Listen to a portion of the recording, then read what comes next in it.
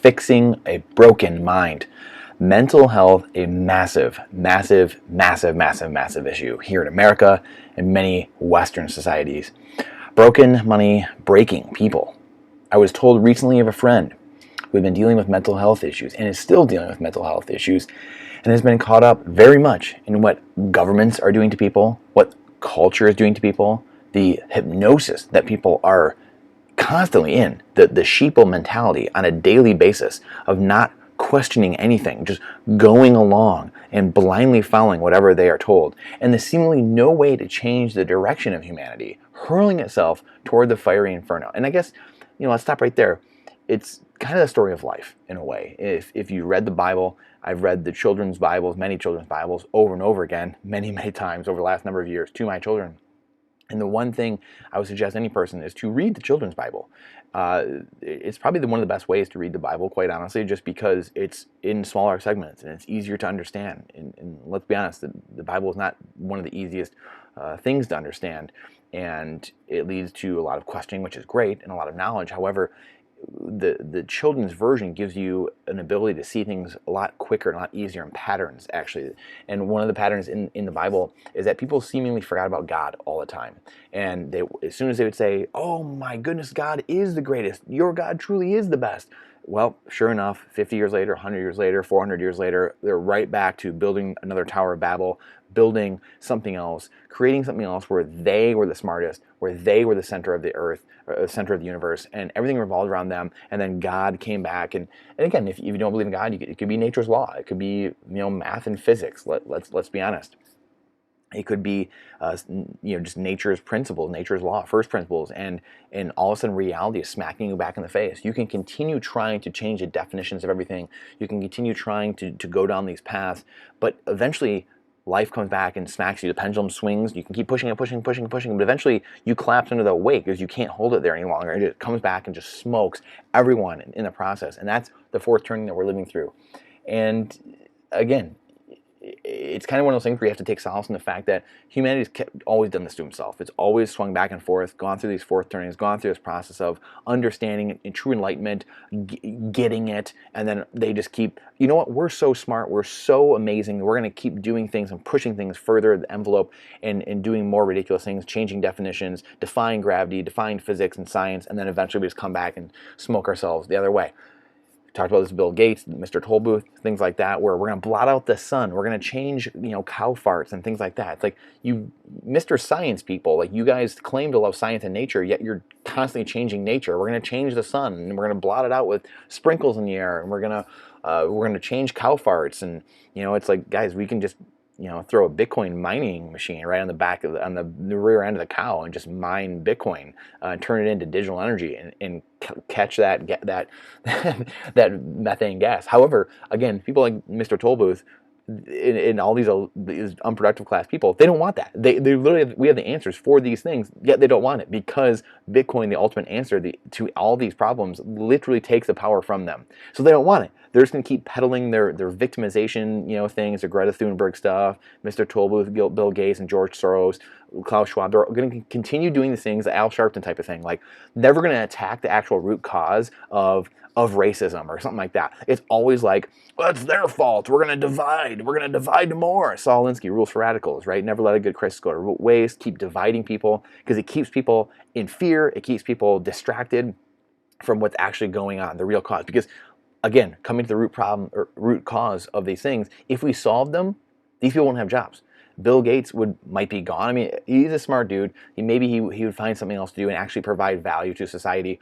But Al Sharpton, some of these people, they wouldn't have jobs anymore because they wouldn't know how to grift. The grifting would be non-existent in a Bitcoin world, hyper Bitcoin world. So they'd actually have to go out, swing a hammer, actually provide value to society instead of just pontificating on a news channel and telling us how everything's so evil and everyone's so evil. So they would actually have to go do something. So what are we doing to provide a better society? And because they aren't providing truth, what we try to do here is provide truth. We don't always get it right. I'm not always right. This is freedom advice, not financial advice. Don't trust, verify. Go do homework on the things that I'm bringing to the table. But I'm here. I know my calling for 20 years is to expose the truth and to question everything and to look at things a different way than the 99% do. I've done that my entire life. It's what's proved to be massively successful, playing the highest levels of hockey, playing for the United States of America in hockey, winning championships at every level I played at, and then being in business and creating a nice fortune for myself and in businesses and our family office. It's because I continue to use first principles. I look at things how they are, not how I want them to be. That's a massive, massive framework that you have to use. So again, we are hurtling towards this, and just knowing that, hey, the Bible has told us this many times. Society is going to keep doing this. However, I feel like I still am called to expose these things. I know society is going to keep doing more and more ridiculous things, and we're all prone to doing ridiculous things. We're getting to these mass formation psychoses, things like that, which isn't natural. The herd keeps doing what the herd's going to do. We keep doing dumb things, and eventually, boom, we hit the wall, we hit rock bottom, and then we come back the other way. The pendulum swings the other way. But depression and other disorders can be extremely tough to deal with, and they truly can. And I'm by no means an expert, but it got me thinking about all the different times in my life when I felt down or depressed, which we all have them. Again, we're human. What did I do to affect change and turn things around? Because I generally, confidence is born from, self-esteem, and doing, setting goals and achieving goals is really born from self-esteem. And again, there's obviously a confidence and a self-esteem problem in this country, in this world. This is Bob Proctor saying these things, and Jim Rohn, some of the greatest personal development minds of the world, saying those things. And Thinking into Results is an incredible program that Bob Proctor has that talks a lot about this and building confidence and self-esteem, being able to make decisions. Decisions are predicated off of self-esteem. And so many people can't make decisions. They don't know how to make decisions. They're calling mom and dad, or they're asking the government, because they can't make their own decisions because they don't have enough self-confidence, which largely comes from preparation, doing the work, putting things in, which we're going to talk to you about here in a second, proof of work. So there's simple and easy action items that are really things I've found from others in the space, things I've witnessed myself or learned for myself in really things I've done my entire life and tested on myself. And I've used my body as a petri dish in my life and my career as a petri dish to test different things. So start immediately. If you're having mental health or someone's having mental health, probably one of the best things, quite honestly, is go work out, go exercise. You have to start moving, walking at minimum, and hopefully lifting some weights. This may be one of the single best things you can do to help lift yourself out of despair. You have to get active. You have to boost testosterone, the endorphins, the dopamine. You have to hit those things and get yourself out of that literal and figurative black hole. Number 2, eat well. Most fast food and anything on the inside aisles of the grocery store is filled with processed junk like seed oils and high fructose corn syrup. 2 of the worst things you can put into your body. Start eating fresh and local food. Meet your rancher. Your diet is worth every penny. Might be a little more expensive, but everything's more expensive right now. And what you put in is what you get out. I don't know how else you can say that. I don't know how else you can drive that home. But literally, what you put in your body, and people get confused that, I might say, hey, don't eat those fried fish, or the fried French fries, or whatever it might be, the greasy fried food, all day, every day. And then someone say, yeah, cool, Brandon, I did it for a week and nothing happened to me. Like, haha, you're wrong. And unfortunately, high time preference people like that, they don't see the long-term effects. They don't see what they're doing, and the joke's really on them. That's one of the biggest misconceptions of society, is we think just because we got away with it once, that we're going to get away with it again, and then 100 times, and then 1,000 times, and 1,000,000 times, and we just can keep getting away with that. That's one of those little riddles of life that most people, again, just don't understand, unfortunately. And there's amazing things, actually, we're going to talk about as well. The Beef Initiative, with incredible people doing things with Ranchers of America and Bitcoin and sound money, sound health, the food pyramid being upside down from what it truly should be. Other things we're going to get into. Frameworks for life. Drink water. Number 3, you have to drink at least 64 to 100 ounces of water a day. Flush your body with toxins and recharge. I tried experimenting, like I mentioned earlier, when I was playing college hockey, with drinking water before workouts and not drinking beforehand, before practice and workouts. The difference when you hydrate is off the scales. I mean, you can't even measure it, how much different you feel, how much better you feel when you hydrate before you go into activity or your day, the way you wake up. Drink, chug 10, 20, 30 ounces of water right when you get up. And your whole day, I've tested this too as well. Alex Sharfin talks about this a ton. And I believe he calls it the hydration challenge. And you get up and you drink 20, 30 ounces of water right away, and it literally kickstarts your body. You feel infinitely better right there within 2 to 3 minutes, infinitely better. Get routine, consistent sleep. This is the hardest thing I've had in my life. I'm still battling it. I'm very good actually with all these other 8 things on here. This one, the 9th one, get routine sleep, for me has been the biggest challenge in my life. It's actually one of the biggest detriments to my life, because I've had such a hard time being a night owl, and my family is night owls, and having to deal with time and mismanaging time and things like that. This is one of the things, if you can manage your time, this is why I love talking about Bitcoin and time. Time is Bitcoin. Time is one of the most fascinating things to me, because it's been one of the biggest bugaboos, biggest challenges in my life. If you can get your hands around time, you can be as successful as you want to be, period. Try going to bed and getting up at the same time, and get to bed at least 2 hours before midnight. I think these are some of the most important things.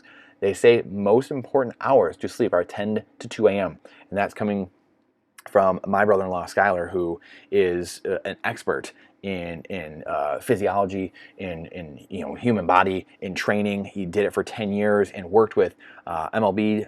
Excuse me. He worked in the MLB, in the organizations, in the minor league organizations, and it has so much experience. He's the one that really told me about the inverted food pyramid. And it's funny because there was a Coca-Cola whistleblower that just talked about this the other day. I saw him doing an interview, and how these companies just have inverted the food pyramid. He told me that almost 10 years ago, and just my brain kind of had like a sense of like how you always felt like something was wrong, just like I had to argue with a teacher in high school, and then he had told me that almost 10 years ago, and it just clicked right away. I was like, that makes total sense. Like I've been kind of you're kind of like when you have that like lurking suspicion that someone kind of comes in who has expertise, and they say something, you just boom, like you just accept it as fact, even though you have to check everything, trust but verify. Just one of those things that made sense. And so he always talked about that, the inverted food pyramid. He's the one that also told me the most important hours of sleep are 10 to 2 a.m. And then every hour of sleep before midnight is worth 2 hours of sleep. And that's from biohacker Anthony DiClemente, is the 2 hours of sleep for every hour of sleep before midnight. So Skylar Zarnt on the 10 to 2 a.m. are the most important hours, and then Anthony DiClemente on the 2 hours being worth an hour. Each hour being worth 2 hours of sleep before midnight. So I wish I would have known those things when I was young, but here we are, right? That's not how life works. Get sun, number 5, get sun, vitamin D. This is another thing that Skylar talks about all the time as well. If you're in a cloudy area, take vitamin D in the winter, and obviously follow that, but get sun. I mean, just the innumerable benefits and fighting the sicknesses that getting the sun and getting vitamin D can do for you is unbelievable, and perking you up. Number 6, read creative books. This jogs your mind. It gets endorphins and positivity going. Huge. Number 7, pray, meditate, create, center yourself and ask for help. Don't just talk. You must be willing to listen too. So don't just talk and pray. You have to be willing to listen and be silent as well. These are so incredibly important. It's hard to order these. I think there's been somewhat of an order, to be quite honest, but it's hard to order. If you can start doing any of these couple things at any given time, please start doing them, even just in general. These are, like I said, I do all these things except number 4. My sleep is still the thing I struggle with. I'm not great with it. Kids that help me with that, having kids and needing to go to bed early and getting up early. So I fortunately I'm decent at that now, but still nowhere near where I want to be. And hang with better people who lift you up. You're the average of the people you converse with and hang out with. Again, this is from the Bible as well. Who you are putting in your life. Who are you putting in your life? And I will show you what kind of person you will be. Be the gatekeeper of your mind. What goes in comes out. Write your goals down. This triggers the brain into gear, I should say gear. And if you create small goals, you can check them off and trigger those dopamine hits in the brain and get on the positive side of life. So I tested all these. Things over the past 20 years of my life, playing at the highest levels of business and investing and hockey. Mental health is a massive issue, and it's not going to go away anytime soon. The opioid crisis, opioid crisis, has only magnified what is going on, and I don't think any of us truly know the effect it will have on us as a nation in the coming decades. Truly, I mean, we are just at the beginning of this. This is why I'm such a big advocate of having a mission, by finding your calling in life. So there's no midlife crisis. You're doing the thing you are called to do. Don't just go to get a job just to get a job, just for the dollar, just there for the dollar. Go do what you should be doing. What is it you should be doing? Find that. Do that. And go all in. I hated, and I mean hated, school because it was so robotic and didn't teach you how to find that, how to find what you were called to do. School made no sense to me. I fought with teachers and professors all the time and asked why we weren't learning everyday skills of life. No one could ever answer me, and deep down, I knew why. They didn't know, and the state didn't want them to know. A people dependent on the state create a powerful and necessary ruling class. And independent and resilient people have little use for government. We can see where the problems lie. A broken money is what allows for the theft of your wealth. It allows for the broken government and the broken people. Through inflation, through debasement. There's nothing barring them from doing anything, from just stealing your wealth through inflation. That time and energy, because that's what they're doing. We've talked about this a million times. They're stealing your time and energy, which is your wealth stored in that container of money. They're just stealing that from you. There's a hole seeping out, and the government gets it, and they use that as the veil, the inflation, the tax that no one sees, the stealth tax of inflation and currency debasement, of printing, typing digits into a computer, whatever you want to call it. They use that veil to distribute that back onto the groups of distressed people or businesses or initiatives they see fit. A la cow farts, Solyndra, broken energy companies, Ukraine, trillion-dollar wars, Afghanistan, military industrial complex, you name it. They get to sprinkle it wherever they want. Reparations for, dolphins, I have no idea, right? They get to do whatever they want with it. And you have nothing you can do because you are at the mercy of them. Take back your power. Take back your health, sound money, sound mind, sound health, sound people. Go check out the Beef Initiative with Texas Slim. Obviously, Bitcoin is not financial advice, it's freedom advice. Removing yourself from the system, being your own central bank. And fix your mind. Fix your mind, fix your health. And everything starts coming back together, and we can start healing everything and uniting instead of dividing everyone. Stay strong.